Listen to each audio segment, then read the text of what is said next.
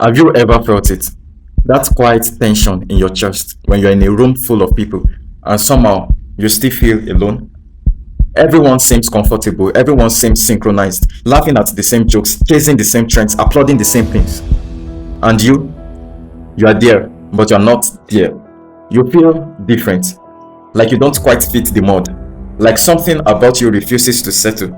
Let me tell you something you may not have realized yet. That feeling, it's not rejection, it's distinction. You don't fit in because you were never designed to. You are not everyone else. You are one of one.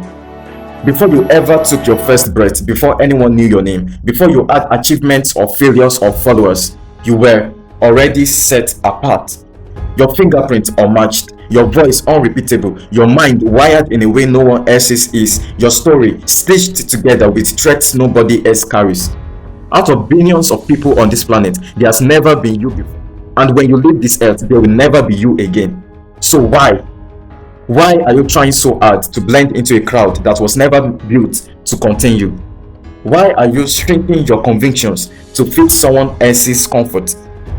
Why are you lowering your standards so you don't look too serious, too intense, too spiritual, too different? Listen carefully. There are rooms you will walk into and feel resistance. Not because you're inferior, but because your presence carries weight. There are conversations you can't participate in, habits you can't adopt, shortcuts you can't take. Not because you're weak, but because you are called. There are things other people can do casually that you must walk away from deliberately. They can flirt with it and laugh. You touch it and it stings you.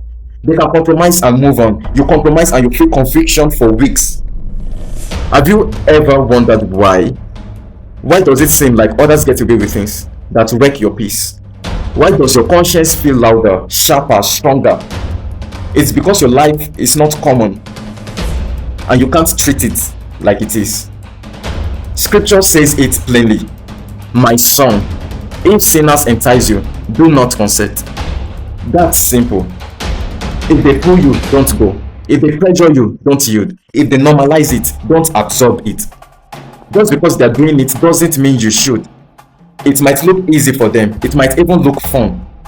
But you are not wired for average. You carry royalty in your DNA. Not arrogance, royalty. You are a king with responsibility, a priest with accountability, a light in the middle of shadows. And light doesn't blend in. Light exposes, light guides, light stands out. So don't commonize yourself. Don't downgrade your identity for temporary acceptance. Don't take off your crown just so insecure people feel comfortable around you. History has shown us what happens when people trade identity for approval. Israel did it. Choosing, protected, led by God Himself.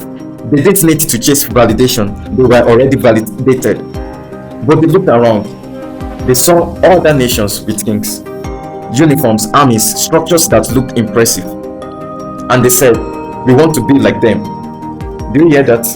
We want to be like them. Not, we want to be who God designed us to be.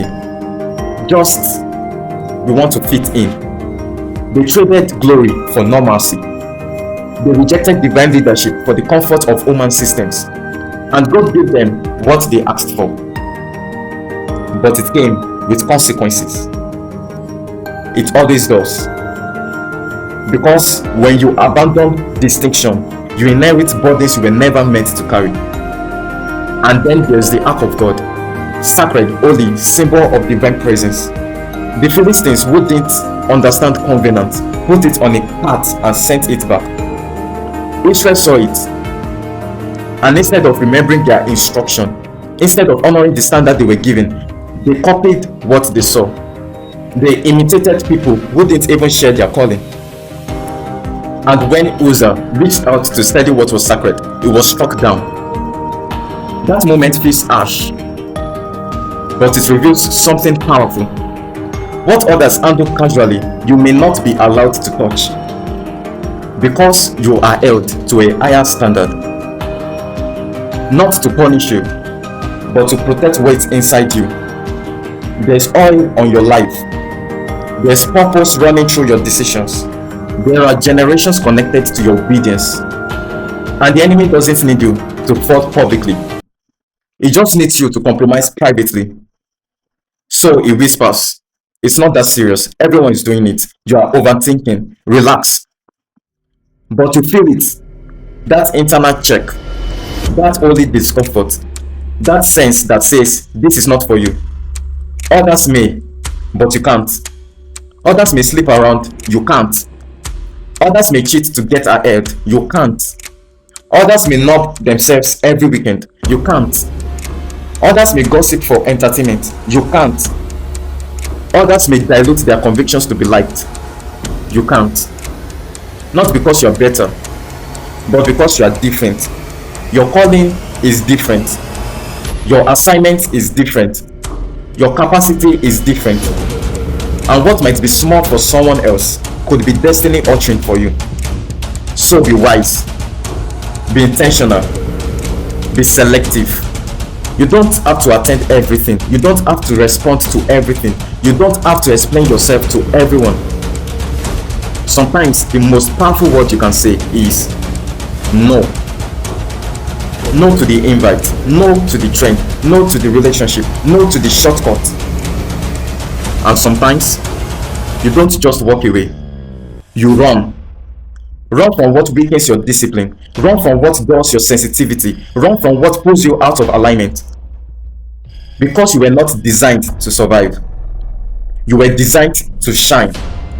And shining requires separation. Gold is refined in fire, diamonds are formed under pressure, oil is extracted through crushing. You think you are uncomfortable because you are behind, but maybe you are uncomfortable because you are being refined.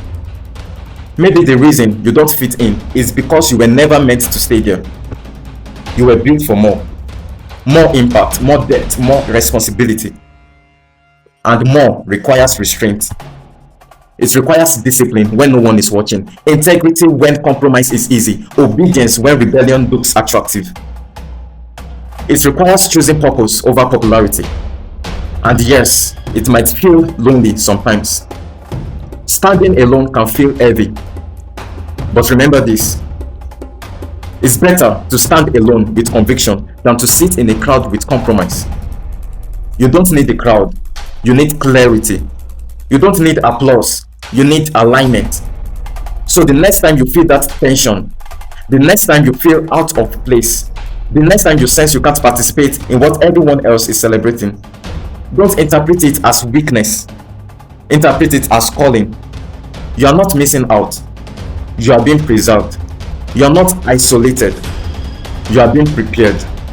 You are not strange. You are distinct. So lift your head, straighten your crown, guard your heart, protect your oil. And remember, you were not created to blend in. You were created to stand out. You were not designed for average. You were designed for impact. So don't commonize yourself. Don't follow the crowd. Don't consent to compromise. When the pressure rises, when the jokes get louder, when the invitations get stronger, when fitting in feels easier than standing firm, whisper this to yourself: others may, but I can't.